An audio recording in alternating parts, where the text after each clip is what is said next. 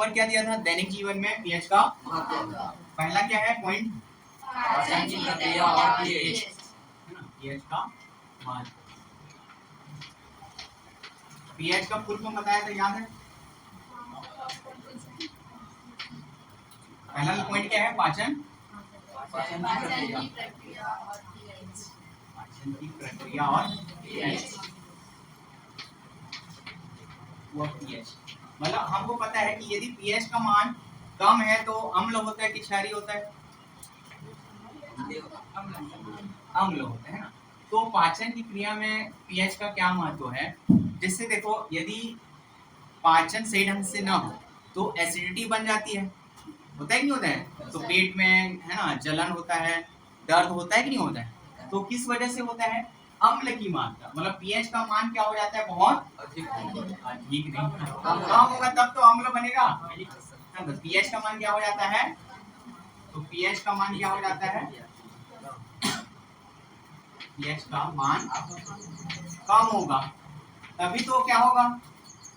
Acidity होगा ना तो एसिडिटी किस लिए हो रहा है अम्ल की वजह से हो रहा है तो एसिडिटी को दूर करने के लिए हम क्या करेंगे पीएच का मान को बढ़ाएंगे ना तो बढ़ाने के लिए हमको क्या करना पड़ेगा क्षार से मतलब ऐसा हमको कोई पदार्थ लेना पड़ेगा या क्षारीय पदार्थ लेना पड़ेगा जिससे वो अम्ल की मात्रा को क्या करे है ना उदासीन करे या खत्म करे तो इसी है ना तो यही बस समझना है इसमें कि जब पाचन की प्रक्रिया में पीएच का क्या महत्व होता है यदि जब पाचन सही ढंग से नहीं हो पाता है तो किसी वजह से नहीं हो पाता है क्योंकि उसमें जो अम्ल की मात्रा क्या हो जाती है अम्ल की मात्रा बोलूंगा तो ज्यादा पीएच की मात्रा बोलूंगा तो कम अम्ल की मात्रा ज्यादा होगी ना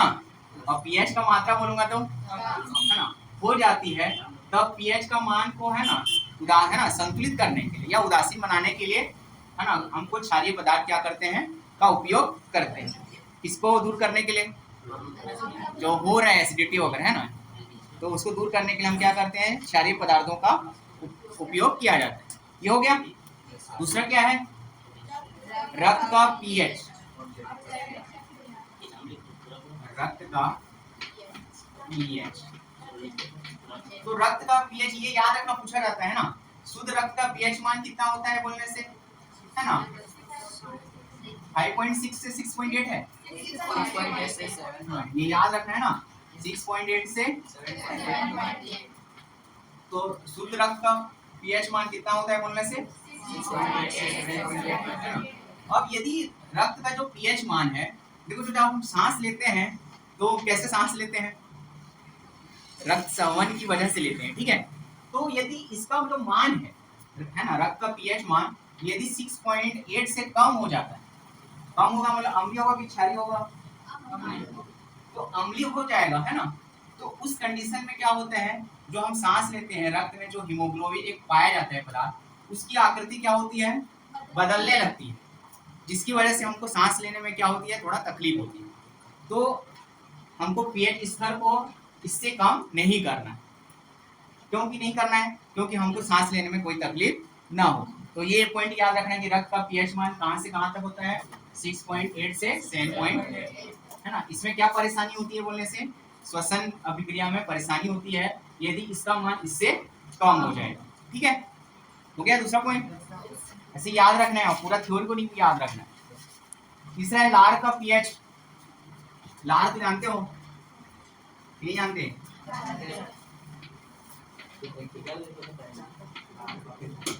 तो लार का पीएच मान कितना होता है ये भी क्वेश्चन याद रखना ना ये सब पूछा जाता है 5.5 है ना इससे कम होता है तो क्या होता है यदि लार का पीएच मान इससे कम होने लगता है तो दांत क्या होते हैं सड़ने लगते हैं ठीक है तो दांत सड़ने लगते हैं मतलब दूर कैसे किया जाएगा इस सड़न को क्या करना पड़ेगा देखो इसकी मात्रा कम हो रही है मतलब पीएच का मान क्या हो रहा है अम्लीय होते जा रहा है तो उस पीएच के मान को हमको क्या करना पड़ेगा क्षारीय करना पड़ेगा ना तो हमको क्या करना पड़ेगा क्षारीय पदार्थों जैसे जो शतमंजन आते हैं उसका यूज करके हम क्या कर सकते हैं लार के पीएच मान को हम संतुलित बनाए रख सकते हैं ठीक है ये हो गया अब पूछूंगा एक बार अच्छे से देख लो रक्त का पीएच मान कहां से कहां तक होता है ना लार का पीएच मान क्या होता है फोर्थ क्या है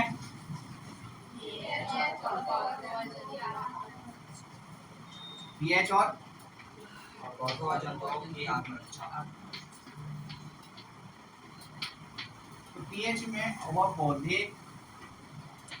और जंतुओं की आत्मरक्षा कैसे होती है, ये इसमें ये पॉइंट याद रखना है कि यदि एक पौधा है, ठीक है, बिच्छू पौधा, बिच्छू तो जंतु है ना, तो इसमें दिया हुआ है कुछ पौधे, जैसे बिच्छू पौधे में क्या होते हैं, बारीक और चुभने वाले रेशे होते हैं, ठीक है। जब कोई मनुष्य उनके संपर्क में जाता है तो फार्मिक अम्ल छोड़ देते हैं। फार्मिक अम्ल क्या होते हैं, देखो HNO3 को ही क्या बोला जाता है, ये एक अम्ल है कि नहीं है, अम्ल क्यों है वो, ये अम्ल क्यों है, लड़के बताओ। हाँ, क्योंकि इसमें हाइड्रोजन है ना, इसलिए तो अम्ल है वो। तो क्या कर देते हैं, फार्मिक अम्ल को छोड़ देते हैं, जिससे जलन और दर्द होता है, इससे पौधे खाए जाने से क्या हो जाते हैं, बच जाते हैं। तो ये इतना इम्पोर्टेंट नहीं है, बस याद रखना है, ठीक है। वो पौधे के आसपास जाने से वो क्या करते हैं, चुभने लगते हैं और उसके शरीर में कौन सा अम्ल छोड़ देते हैं, HNO3 या फार्मिक अम्ल, ठीक है। अगला पॉइंट क्या है, और एक है ना, हाँ, मिट्टी का पीएच मान, ये इम्पोर्टेंट याद रखना। मिट्टी का पीएच मान कितना होना चाहिए, 5 से 8।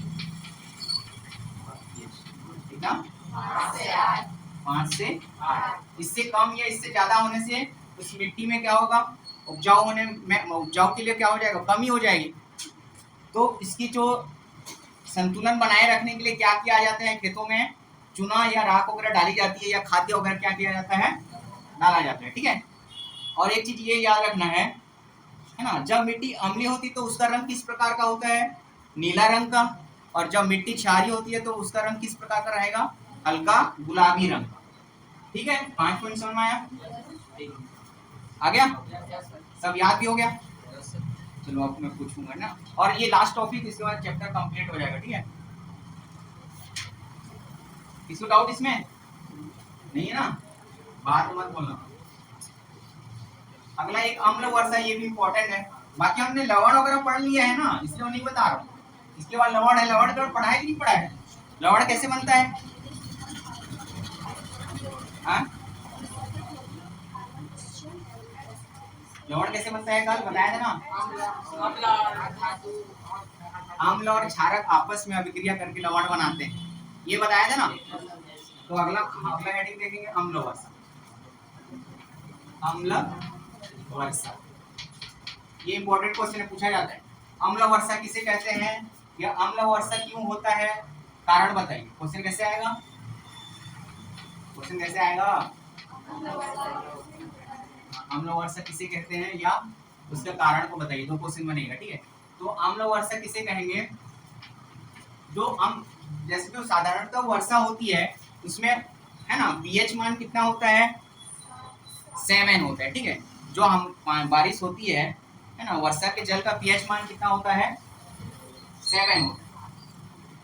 तो बारिश होती है वो पता है ना, तो पीएच मान कितना होता है, 7। लेकिन वायुमंडल में कुछ और भी अवयव हैं कि नहीं है,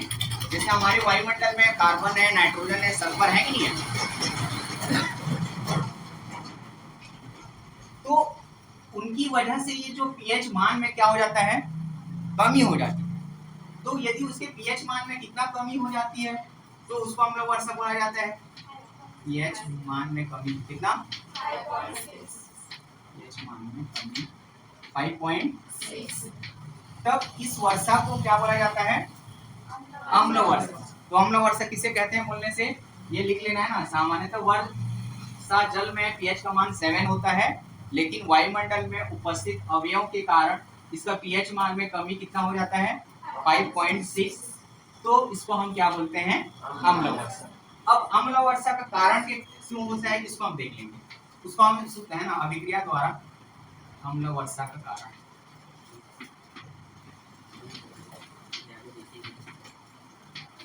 तो हमारे जो वायुमंडल में क्या क्या गैसें पाई जाती हैं, कार्बन डाइऑक्साइड पाया जाता है, नाइट्रोजन डाइऑक्साइड है ना, सल्फर डाइऑक्साइड, ये जो है जो वर्षा हो रही है उससे अभिक्रिया कर लेते हैं। मतलब वर्षा हो रही है मतलब पानी से अभिक्रिया करेंगे ना कि नहीं करेंगे? तो ये क्या क्या बना लेते हैं, अम्ल बनाएंगे ना, अम्ल वर्षा पढ़ रहे हैं तो ये सब अम्ल ही बनाएंगे। H2SO4 एक अम्ल है कि नहीं है? संतुलित करना है, ये है कि नहीं है? ये NO2 हाइड्रोजन और है ना NO2 और ये HNO3 बनाते हैं, ठीक है, HNO3 ये कौन सा अम्ल है अभी बताया था, और NO बनाते हैं, और ये क्या बनाते हैं आपका H2CO3, H2CO3 ये उसके रीजन है। ये भी अम्ल है, HNO3 नाइट्रिक अम्ल पढ़ते हैं, ये ना H2CO3 जिसको कार्बोनेट अम्ल बोलते हैं। CO3 मतलब कार्बोनेट होता है ना, CO3 मतलब, तो इसको हम क्या बोलेंगे, कार्बोनिक अम्ल। ये सल्फर डाइऑक्साइड, ये सल्फर कार्बोनेट ऑक्साइड होते हैं, ठीक है, ये SO3 होता है और ये H2SO4 बनाते हैं। अब सब समीकरण को संतुलित करो, इसमें S कितना है, 1 है, इसको भी हटा देते हैं अभी, ठीक है, 1 है अभी, सही है। ऑक्सीजन कितना है, ये तो ये इसको भी हटाओ अभी, 3 और 1 सही है, और हाइड्रोजन भी अभी सही है ना, और ऊपर वाला तो ये देखो बैलेंस है कि नहीं है, चेक करो एक बार, है, तो यहाँ आपका फिर है ना चैप्टर कंप्लीट। तो अम्ल वर्षा किसे कहते हैं, है ना, जो सामान्यतः जो वर्षा होती है उसका पीएच मान कितना होता है, 7, लेकिन है ना वायुमंडल में कुछ और घटक पाए जाते हैं, जैसे कार्बन डाइऑक्साइड, नाइट्रोजन ऑक्साइड, है ना, और सल्फर डाइऑक्साइड, तो ये पीएच के मान में क्या कर देते हैं, कमी कर देते हैं। कितना कमी कर देते हैं, लगभग 5.6 से कम कर देते हैं, तो उसको हम बोलते हैं फिर वो अम्ल वर्षा में वो परिवर्तित हो जाता है, जिसे हम क्या बोलेंगे, अम्ल वर्षा। और उसका कारण बोलेगा तो ये लिखना है, देखो ये सब अम्ल आपके ऊपर गिरेगा तो आपके लिए खतरा हो जाएगा, जल जाओगे, है ना, अम्ल वर्षा होके बाहर निकलोगे, जैसे बारिश में भीगते हो कुछ नहीं होता है, लेकिन जैसे एसिड फेंकेंगे तो कैसे होगा, सुने तो हो, है ना, तो ऐसे ही हो जाएगा फिर आपके साथ, अम्ल वर्षा होना स्टार्ट हो जाएगा। तो ये यहाँ तक चैप्टर कंप्लीट। तो इसका तैयारी करना है, टेस्ट दिलाना है, नोट्स चेक कराना है। किसी को कुछ डाउट इस वाले चैप्टर में, ठीक है।